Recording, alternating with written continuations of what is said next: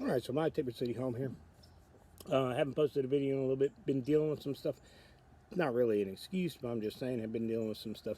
So, and I think it's important for everybody. Last November, yeah, we're going all the way back last November. So towards Thanksgiving, I went and had my annual dermatologist skin check done, and I have done that for 3 years now. And in the course of doing that, various times, like I think this first time I went, they have these little keratone things that they freeze off of you. And I think the first time I went, there were 17. Last year there were 11. This year there were 7. But this year I had this thing that was behind my ear. I wear contact lenses generally during the day, but at night I try to put glasses on.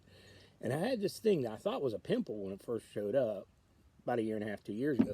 And I even had my wife look at it. She thought maybe it was a pimple, but, you know, it just never kind of went away. It just always stayed there. But in the evening time when I would put my glasses on, my glasses would rub against it and it would irritate it. So this year when I went to my dermatologist's office, I ended up mentioning it to him, and I said, hey, you know, you guys are dermatologists. Anyway, you can cut this thing off.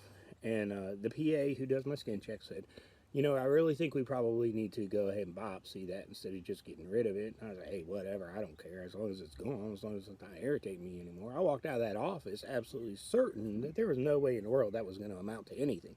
So imagine my surprise when right after Thanksgiving I got a phone call that said, hey, by the way, we've done a biopsy of that little thing we took off behind your ear, and it's a basal cell carcinoma. Really didn't bother me when they said that. I don't know why. My mother died of cancer. Cancer's in my family history. I watched several people die of cancer. You know, working in fire rescue, I've been around cancer patients for almost 30 years and watched what the end of that looks like. But basal cell carcinoma really didn't bother me. So I looked up on the internet, read some information. I felt like I was in pretty good shape because I knew I had had this thing hanging around about 18 months, 2 years. So went on in December, the middle of December, they scheduled me. I took the first available surgical visit I could get. Went on and they cut it out. Surgery wasn't terrible. They told me when I went home to go ahead and take ibuprofen. I mean, the first night I had to sleep sitting up on the couch. There was just no way to lay anywhere near my ear, and I tend to sleep on my right side. So there was no way to lay down. And you know, the pain was significant. Even with ibuprofen, you know, it was there. It was noticeable for about the first 4 days. After that, it started getting way better. So, you know, go down the line about 10 days post surgery, and I get another phone call.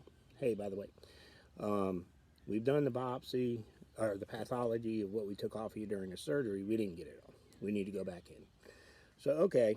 So, you know, I'm back at work because I took 2 weeks off of work, wearing a fire helmet with the way they cut behind my ear and stretching the skin.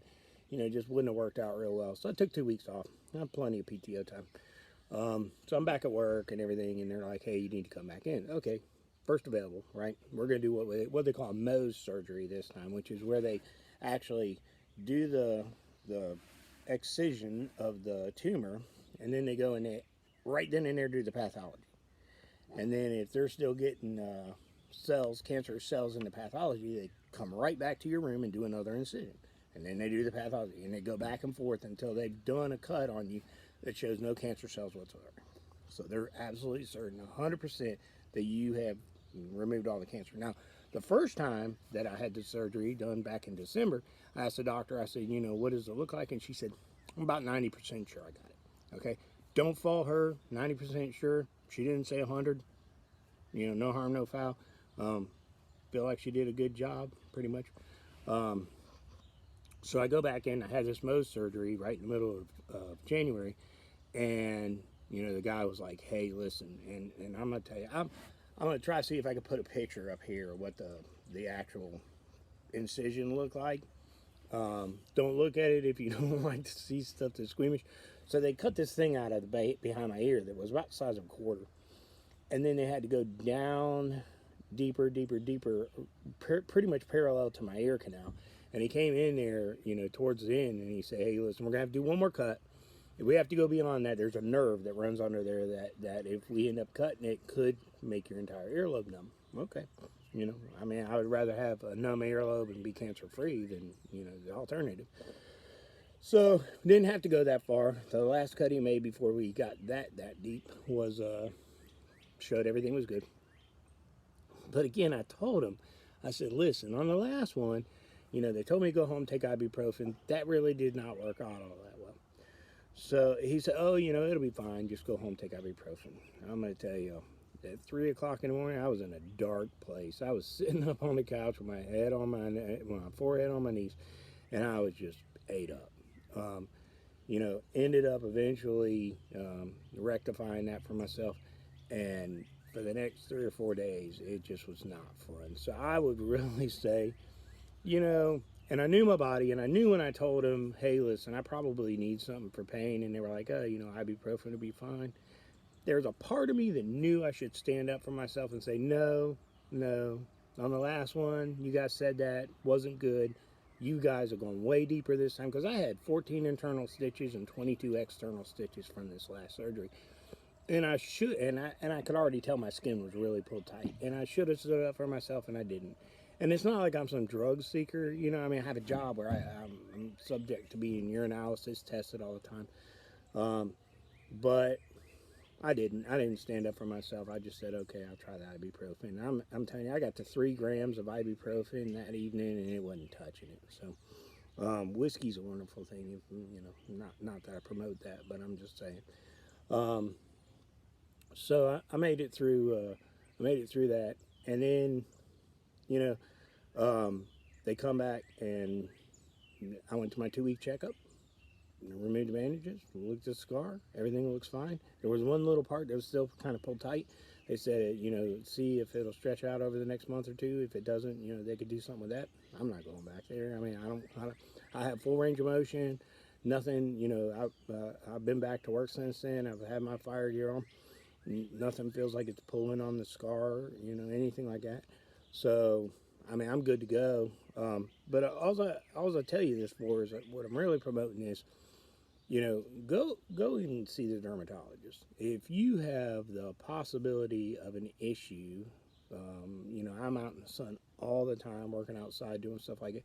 If you have the possibility of an issue or a family history of cancer, anything like that, go see a dermatologist. Well worth it.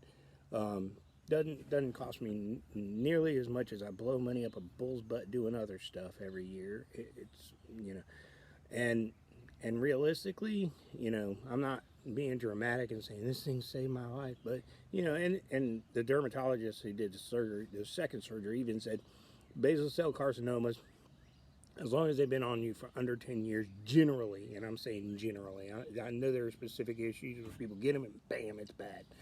But generally under 10 years, you know, it's not something that will cause you a huge amount of issues. So, but what I really want to say is I'm promoting that if there's anything that could potentially be a concern for you, just go get checked. Just go to a dermatologist. I made an appointment. I didn't need a referral. I just made an appointment and told them all I wanted to do was get a skin check. Yeah, you know, they welcome me in there. I see the PA. She's awesome. She does a pretty thorough job. So just go do that. It'll save you in the long run. It's good for your health, and you know, I just want to promote it. So, my Tabor City home. If you guys have any questions or anything, put them in the comments below. I generally try to check that stuff about 1 time a day, and I'll try to answer your questions best I can. All right. God bless you guys. Have a good day.